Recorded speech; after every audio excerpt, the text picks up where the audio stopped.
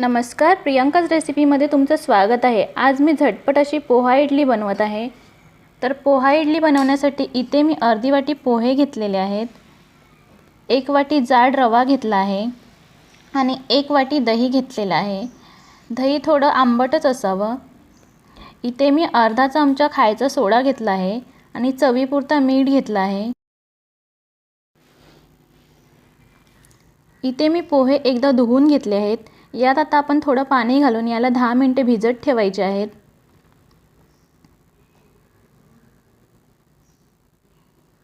10 मिनिटांनंतर तुम्ही बघू शकता पोहे आपले भिजले आहेत। याला आता एका पळीने मॅश करून घ्यायचं आहे। यात आता आपण रवा घालूया,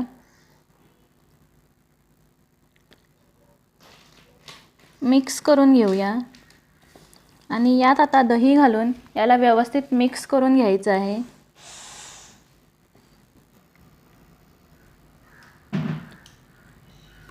यात लागेल तसं पाणी घालून आपल्याला हे बॅटर तयार करून घ्यायचं आहे। तुम्ही बघू शकता इथे हे बॅटर तयार आहे। आता यावर झाकण ठेवून आपण हे 15 मिनिटे बाजूला ठेवूया।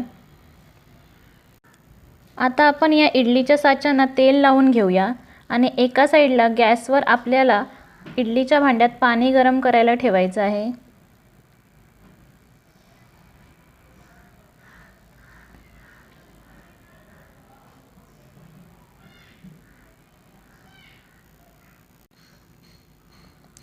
पंधरा मिनिटांनंतर तुम्ही बघू शकता इडलीचं बॅटर आपलं रेडी आहे आणि रवा असा फुलला आहे।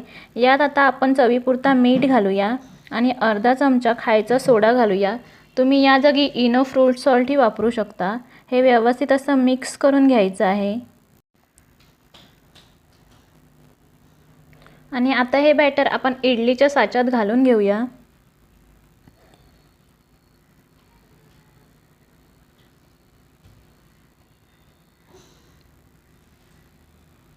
तर आता इथे बॅटर इडलीच्या साच्यात घालून तयार आहे। याला आता आपण वाफवून घेऊया। तुम्ही बघू शकता इथे पाण्याला उकळी आली आहे। यात आता आपण इडलीचे साचे ठेवूया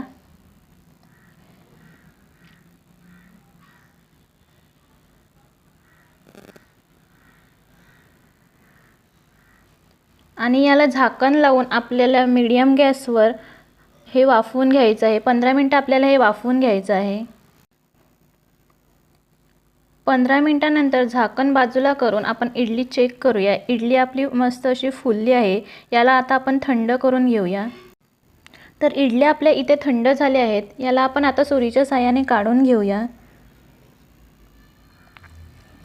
तुम्ही बघू शकता किती सहज अशी आपली इडली निघत आहे आणि मस्त अशी जाळीही आली आहे।